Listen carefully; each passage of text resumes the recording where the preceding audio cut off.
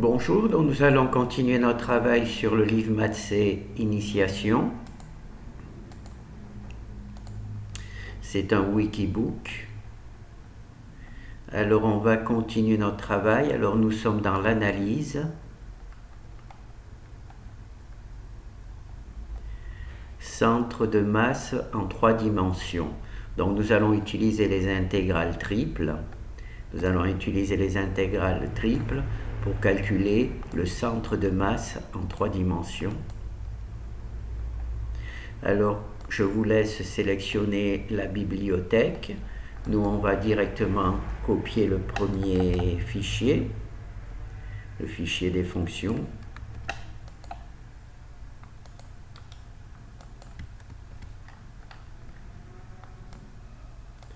FA, donc c'est bon. Alors le travail va consister à calculer le volume, à dessiner ce volume, à calculer la masse, calculer les moments mx, y, zx et zy, calculer le centre de masse et dessiner le centre de masse. Donc on va commencer par calculer le volume. Alors on est dans les intégrales triples.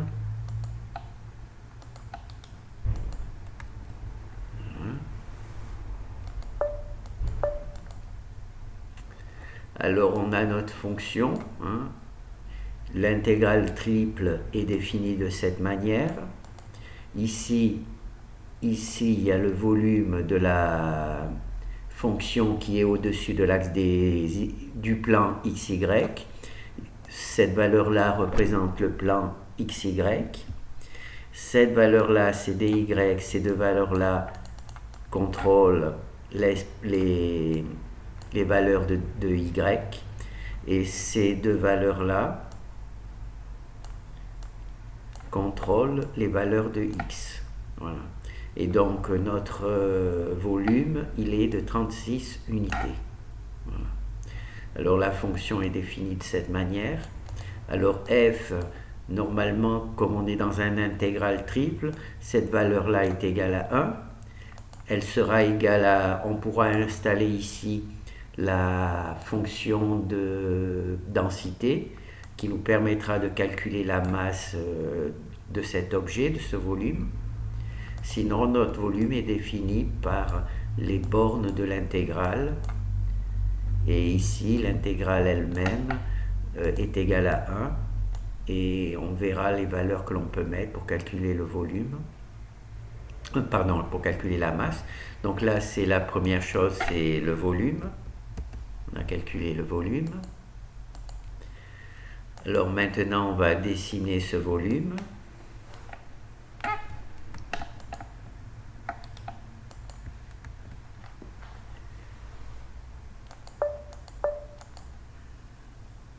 Alors notre volume, il est défini de cette manière.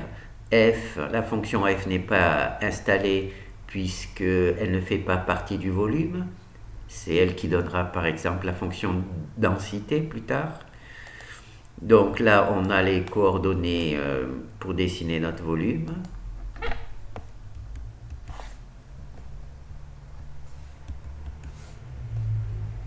Et voilà.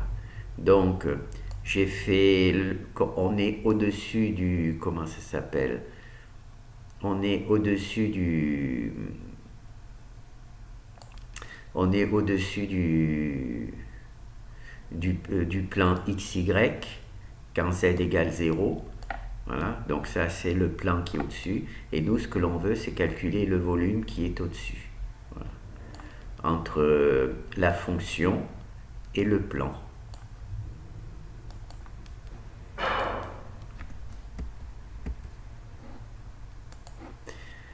Alors, une fois qu'on a calculé le volume, on veut calculer la masse.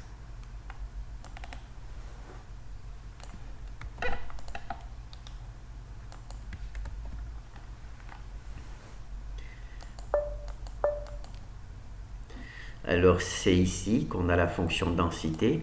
Alors je l'ai appelé R parce qu'en règle générale, la masse, la fonction de densité est appelée ρ, avec avec un caractère grec, et naturellement en langage C on ne peut pas le faire, donc j'ai appelé R. Donc la fonction f s'appelle désormais R, et elle est ici, on a la fonction qui permet de calculer la densité de ce volume. Sinon ici on a toujours notre volume, et donc quand on multiplie le volume par la densité, on obtient la masse.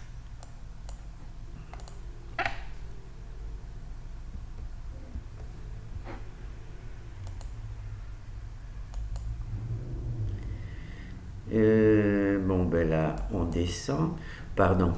Maintenant, ici, on va calculer les moments MXY, MZX et MZY.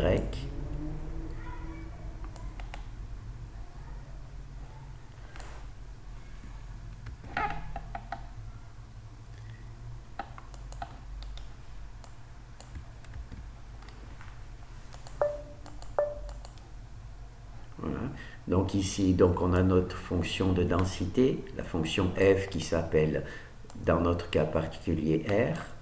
Ici, on a les bornes de l'intégrale qui forment le volume.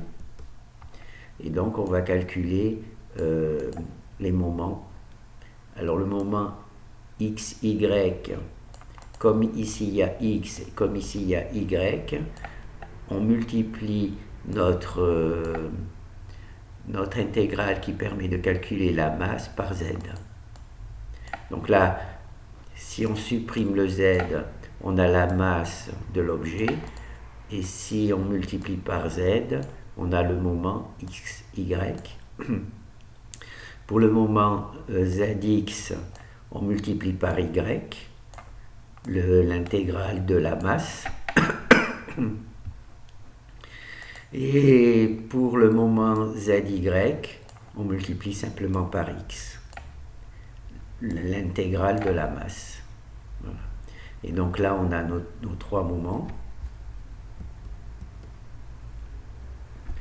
Alors, je me suis pris de cette manière, donc j'utilise toujours la méthode de Simpson des intégrales triples, avec, dans ce cas particulier, c'est dz, dy, dx.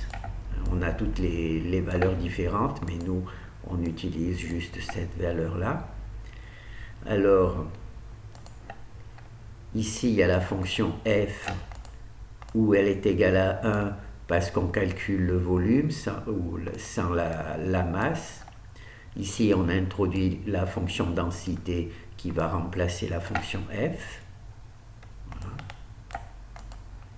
Et ici, on met xr pour le moment mzy. Ici, on a le moment, pour le moment zx. Voilà. Donc ici, il y a la fonction de densité qu'on multiplie par y. Donc on va utiliser ry ici, ry. Voilà. Et ici, on va faire la même chose, xy, zr. Voilà. Voilà zr. On multiplie par z la fonction de densité. Et donc, ça calcule ici l'intégrale triple pour cette équation. Voilà. Sinon, il n'y a rien de particulier. Alors moi, j'ai décidé de faire les calculs au démarrage, de donner des valeurs au résultat, et ensuite d'afficher dans le code principal les résultats. Voilà. Alors comme d'habitude, j'ai décidé de mettre le define que je mettais au départ dans le fichier principal. Je l'ai mis dans le fichier FA, et les valeurs ici, A et B, qui correspondent à ces valeurs-là, les trucs, je les mets aussi dans le fichier A. Et bien, je crois que j'ai mangé un moustique. Donc on va continuer.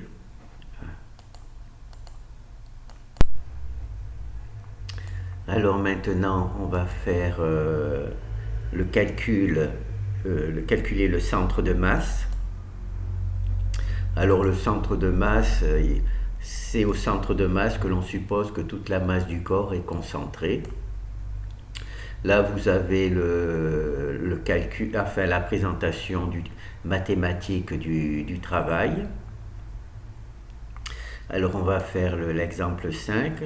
On va calculer le centre de masse.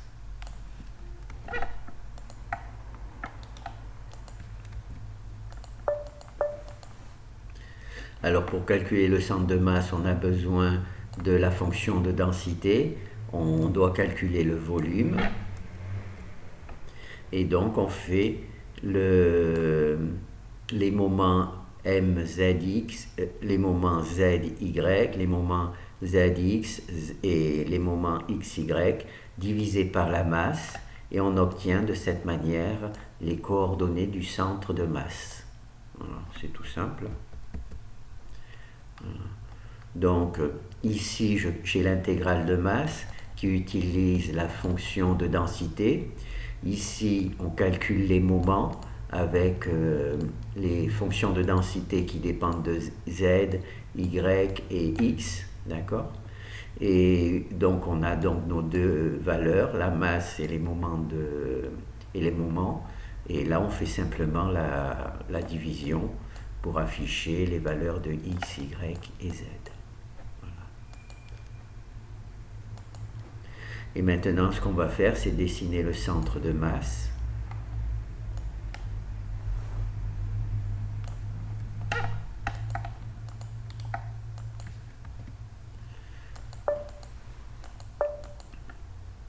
Alors, pour dessiner notre centre de masse, on a besoin de la fonction de densité. On doit être capable de définir le volume. Ensuite, ceci nous permet de calculer les moments et la masse, et donc on peut calculer de cette manière le centre de masse de l'objet, et avec GNUplot on va tout simplement l'afficher.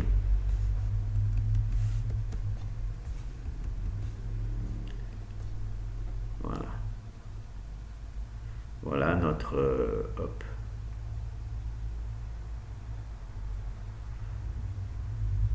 Voilà. Le centre de masse est ici. Il dépend bien entendu des valeurs de notre fonction de densité. Elle aurait été au centre géométrique si la densité était constante, c'est-à-dire pas variable. Mais comme elle dépend de plusieurs valeurs, la densité n'est pas au centre de l'objet, du volume. Voilà. Elle est là.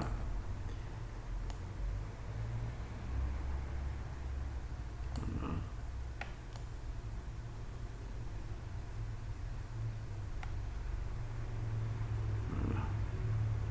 Voilà, on la voit un petit peu par rapport, là, donc X et Y, on voit par rapport à ça, et quand on le met en volume 3D, voilà. Voilà. Là, il y a l'axe des X, et là, c'est l'axe des X, et l'axe des Y, et là, c'est l'inverse.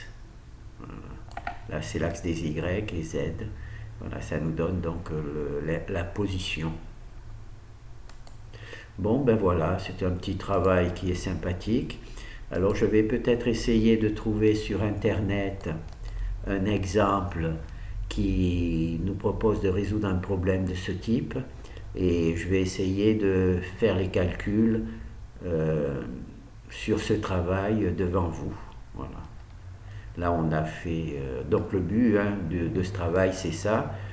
Par exemple, vous devez calculer vous devez calculer le centre de masse d'un objet en 3 dimensions.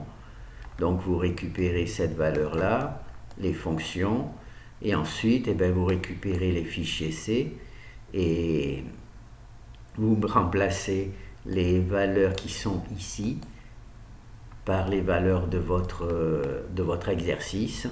Et en théorie, ça devrait être automatique et vous donner la solution, permettre de calculer le volume, de calculer la masse, de calculer les moments M et de calculer le centre de masse. Voilà.